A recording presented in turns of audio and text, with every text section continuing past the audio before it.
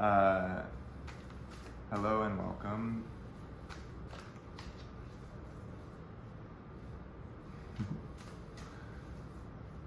Let's see what the read is for today for the collectives. Ooh, take a moment, tune in, breathe, and feel, sense.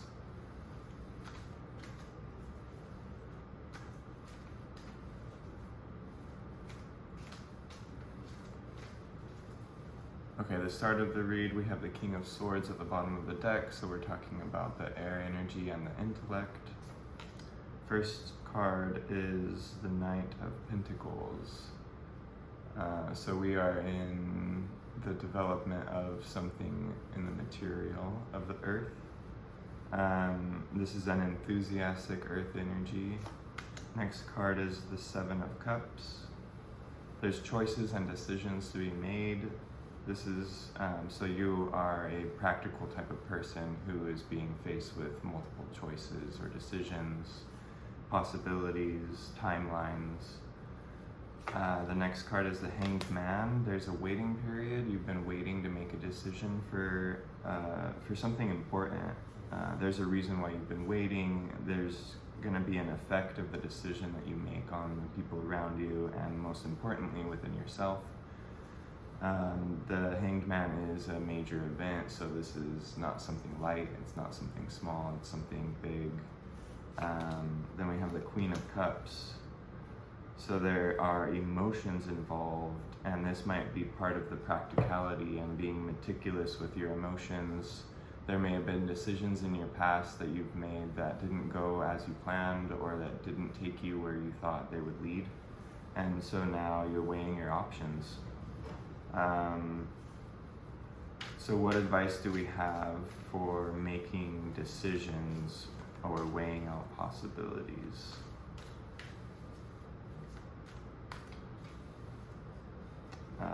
We have the Strength card at the bottom of the deck, and the Three of Wands. The Three of Wands is about looking out into the horizon and choosing a path. It's a reiteration. You're in the middle of choosing something or making a decision, weighing your options and seeing the best path. This would say to take it from being an internal process to going out in the world and seeing what clues and signals you can find. This can be by connecting online or by walking in your neighborhood. But this is a need to open up your own internal world and to connect with the outside world. Now that you've taken time, because obviously you've been contemplating this.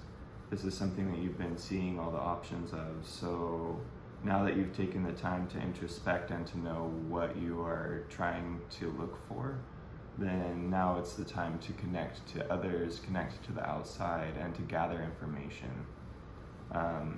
To look out into the horizon, to look out into the distance rather than within yourself. It looks like you've been doing things like meditation, yoga, artwork. You might have been spending a lot of time alone.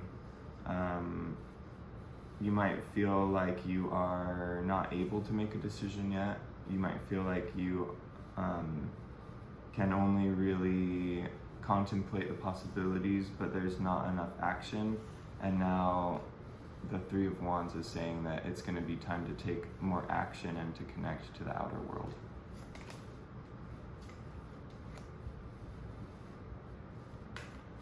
Okay, let's see what else we can come up with and what the reading is for the collective about making decisions, moving from the internal world to the external world.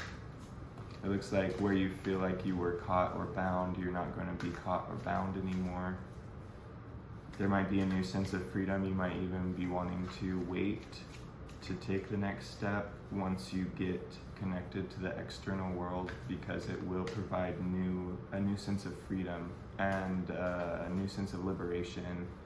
And it might show you Like if you've seen all of the parts of the pieces of what you want to put together, connecting and having a sense of freedom with the world is going to show you how the pieces line up on your path.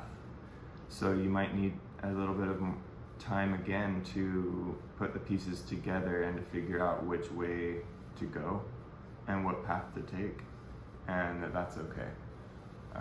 That you might need, even though you've been waiting, you might need another breath of fresh air before taking the first step on the path, on the next path that comes up.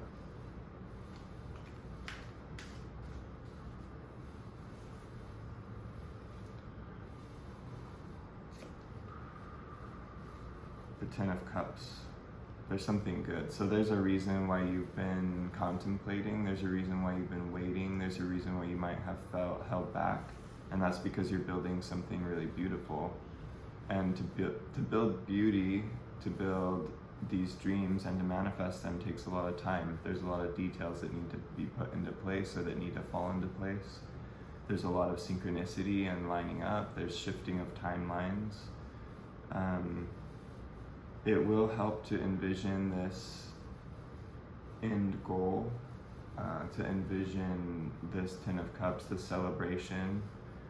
Just don't get lost in it. Make sure to stay where you are while you're envisioning the future, and to check in with yourself, because those visions of the future can change and shift. And it's better in this case to create a container for yourself to be able to receive everything that you need as far as the options or the vision or weighing everything out. And then, you know, connecting with the world and getting another breath of fresh air. You don't have to take the first actions or the first steps right away. Don't feel pressured to, because you do have an end goal that you want to have in its perfection by the time you reach it. So it's not really worth rushing at this time. But it is worth envisioning and contemplating. You can create a vision board and meditating, going within, but then also making sure to connect with the energies of the outside world. And this goal is attainable for you. Just know that this is an achievable goal. Maybe the reason you've been waiting in the past is because it's felt daunting. Maybe there's something big that you're dreaming of. Maybe there's something really big that you want to accomplish that you've always had in the back of your mind. It is possible, and there's a reason why you've had it. Sometimes we can doubt, or sometimes it can be confusing why we have certain dreams or images, but our life doesn't line up that way or hasn't looked that way.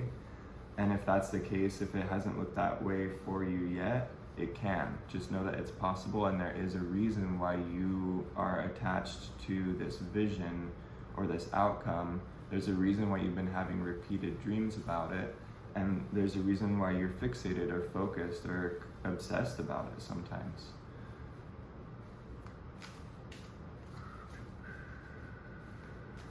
Just breathe in, breathe deeply, give yourself time to feel and to contemplate. And trust yourself, trust your vision. I'm getting a flash of the images of the cards as I'm shuffling. Yeah, there's some hurt in the past. There's been a need to retreat, to go inward and to do your inner work alone, or to kind of retreat from the world. Maybe you've had to quit jobs or had to have career change. There's definitely a big death, rebirth. It might have been that you were wounded in the past and you didn't realize you were wounded, and you had to take into account all of your emotions and all of your entire process, and to devise a plan or to shift your focus so that you can heal yourself, so that you can step out of whatever wounding there was. And then after that, there was a rebirth. It looks like you were successful in healing yourself and realigning your parts, and there's a rebirth for you. The Ten of Pentacles is at the bottom of the deck, and I have the Ace of Cups coming up here. Yeah, this is less of the focus on the actual rebirth of whatever was happening in your distant past, And it's just reiterating that there are new opportunities coming up for you in the future. And so this is a card to me of guidance toward new opportunities and new opportunities coming in from your spirit guides. It feels kind of like everybody's in it except for me type of energy. Like your spirit guides probably know what is waiting for you. Your spirit guides know what you're being directed toward and what you're being guided toward. And you are on the right path. You are on the correct path to achieve what you desire, to achieve your emotional desires. But you might not be able to see it clearly all the time. So there's a trust aspect. There's keeping your head up, being optimistic, choosing to decide to pursue your goals is really important here. So there are a lot of thought forms that can come in throughout the day, and it's important that we start to identify what thought forms there are and then begin to choose what we pay attention to and what we focus on. It's like building a muscle, it's like going to the gym, it's a spiritual exercise. There are a lot of different ways to do it and a lot of different words for it, but in this case, it's about claiming your own divine sovereignty toward your own goals. And rather than doubting your goals, you're going to be choosing to focus on your goals and believe in your goals. You choose here to believe in yourself. You choose here to believe in the higher path. We're not talking about evidence about the past and weighing out the options as much anymore because that's already happened. You're probably well versed in having a lot of thought forms and trying to contemplate and weigh everything out. And I think that it's taught you in the long run that it's better to wait to make decisions until you have more of a feeling sense, more of a gut sense, more of an emotional urge or push towards it. So now it's like, don't focus on weighing it against your past, if that makes sense. Don't focus on trying to see if it would be possible. Focus on what you desire and what you believe in achieving. And don't tell yourself no about achieving your big dreams. You need to stop telling yourself no. You need to stop telling yourself that it's not possible. You need to stop blocking yourself. And the easiest way and best way to do this is to choose to believe in your dreams and to choose to believe that it's possible to achieve what you've always wanted to achieve. We're ending the reading with the Temperance card here. There's a 10 of Pentacles, at the bottom of the deck. There's a lot of like practicality within it, so it's to stay grounded and realistic. Definitely believe in something that lines up for you completely, and pay attention to each of your individual centers. Maybe you have sometimes a huge urge or push from your solar plexus to do a certain thing, and at other times, maybe at night, you're more intuitive and you're having more of an urge from your mind and what you perceive in your visions and dreams to do a certain thing. Maybe in the middle of the day, you have more of like a sacral urge or a root urge coming up to get things done or accomplished, or to do things the way that the world has told you. There are going to be different parts of you, different phases or facets that express themselves and that show up.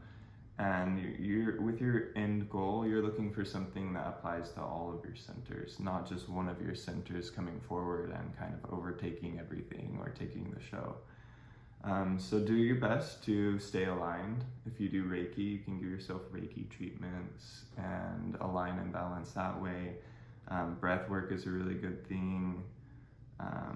Meditation time is great. Tarot, astrology, making art, anything creative, dancing, those are all good strategies to be within the flow and to bring equilibrium to your whole system so that you are making decisions from all of yourself, not just different parts or different versions. Okay, great reading. Thanks for tuning in. I hope to see you next time.